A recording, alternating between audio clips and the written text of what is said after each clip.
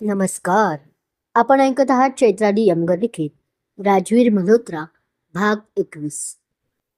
कर्जतच्या त्या अविस्मरणीय सहलीहून परतल्यानंतर मुंबईचे आकाश पुन्हा एकदा रोजच्या धावपळीने भरून गेले होते. मॅट्रिक्स कॉलेजचे वातावरण नेहमीसारखेच वाटत होते, पण राजवीर आणि श्रीनिका यांच्यासाठी मात्र सर्व काही बदलले होते.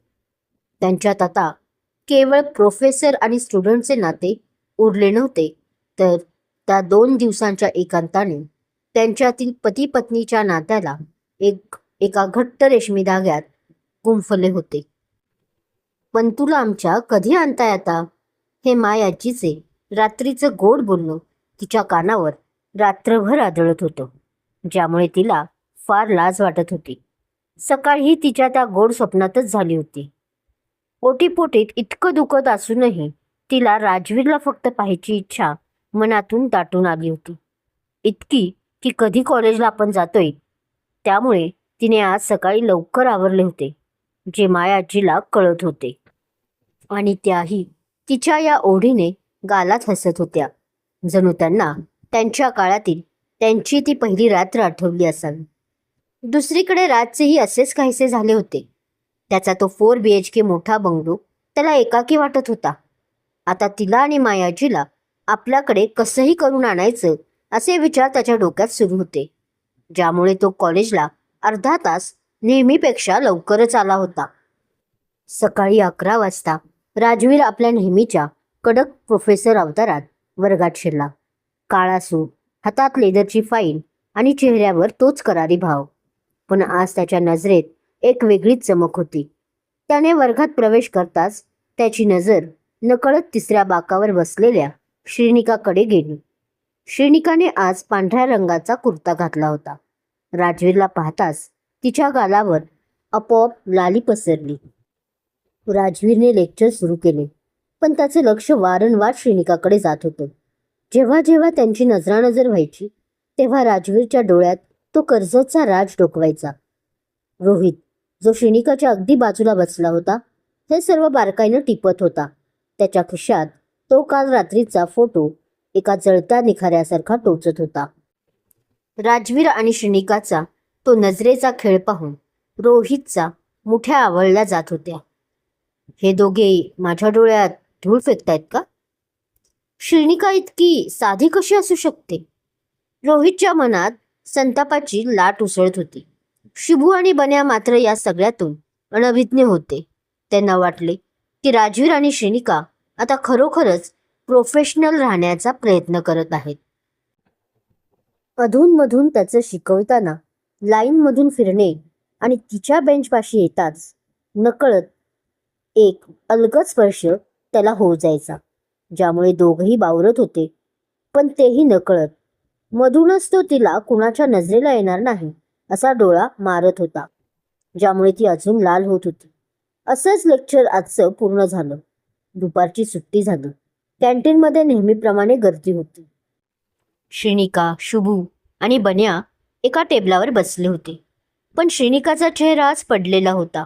रात्रीच्या त्या शारीरिक ओढाताणीमुळे आणि प्रवासाच्या थकव्यामुळे तिला थोडा त्रास होत होता.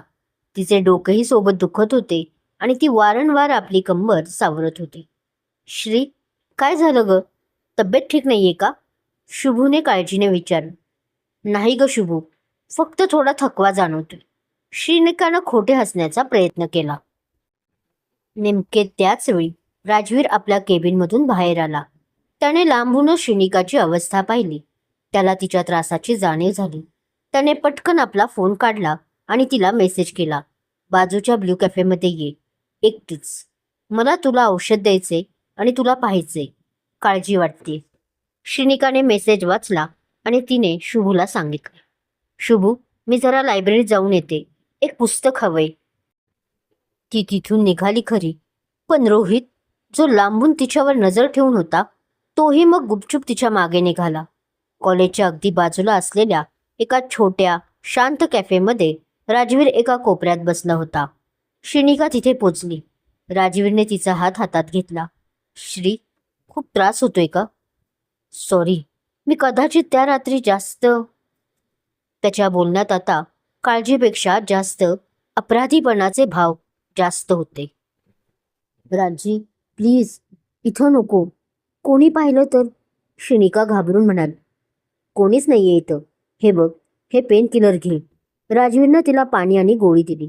तितक्यात कॅफेचा दरवाजा जोरात उघडला गेला. समोर रोहित उभा होता. त्याच्या डोळ्यातून जणू आग ओकत होती. तो तरातरा त्यांच्या टेबलापाशी आला आणि त्याने आपला फोन जोरात टेबलवर आपटला. स्क्रीनवर तो फोटो होता, राजवीर श्रीनिकाला किस करत असतानाचा. हे काय आहे श्रीनिका? रोहितचा आवाज रागाने फाटला होता. तू गावाला गेली होतीस की या माणसाच्या कुशीत शिरली होतीस? इतके दिवस तू मला फसवतेस? रोहित, ते ते तू चुकीचं समजतोयस. ते पाहून श्रीनिका पांढरी फटक पडली. तिचे हात थरथरू लागले. तिने आता राजकडे पाहिले. राजने तिला घाबरू नको, मी आहे म्हणून डोळ्याने आश्वस्त केले. चुकीचं? हे बघ फोटो. हा फोटो खोटं बोलतायत का? हा तुझा प्रोफेसर तुला रस्त्यावर किस करतोय आणि तू म्हणतेस की मी चुकीचा आहे? रोहित यावेळी जोरात ओरडला. तसं कॅफेमधील 2-4 लोक त्यांच्याकडे बघू लागले. मिस्टर अगरवाल, आवाज खाली करा. हे कॉलेज नाहीये. राजवीर शांतपणे उभा राहिला आणि त्याने रोहितचा हात धरत म्हटलं. का करू आवाज खाली? तुमच्यासारखा चारित्र्यहीन माणूस माझ्या मैत्रिणीला फसवत आहे आणि मी नुसते पाहत आहे. रोहितने राजवीरची कॉलर पकडण्याचा प्रयत्न केला. राजवीरने त्याचा हात झटकला. पुरे झालं हे नाटक. रोहित, तुला सत्य हवंय ना? तर ऐक, श्रीनिका कोणालाही फसवत नाहीये. ती माझी पत्नी आहे. आम्ही कायदेशीररित्या विवाहित आहोत. हे ऐकताच रोहित जणू दगडाचा बनला. त्याच्या हातातील फोन खाली पडला. काय? पत्नी? लग्न? श्रीनिकाने राजवीरकडे आश्चर्याने आणि भयाने पाहिले. राजी, हे काय केलं तुम्ही? का सांगितलं त्याला? राजवीर आता मागे हटायला तयार नव्हता. किती दिवस लपवणार श्री?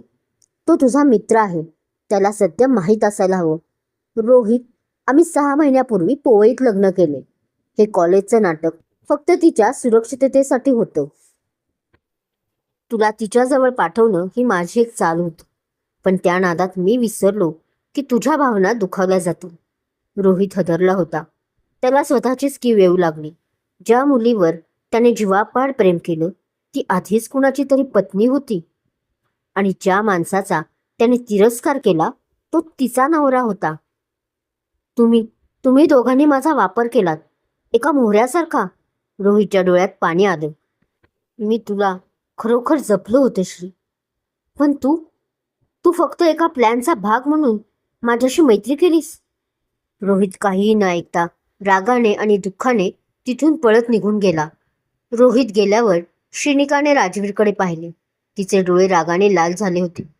राजी, तुम्ही काय केलं? आपण ठरलं होतं ना की कोणालाही सांगायचं नाही. आता रोहित हे सगळं कॉलेजमध्ये पसरवेल.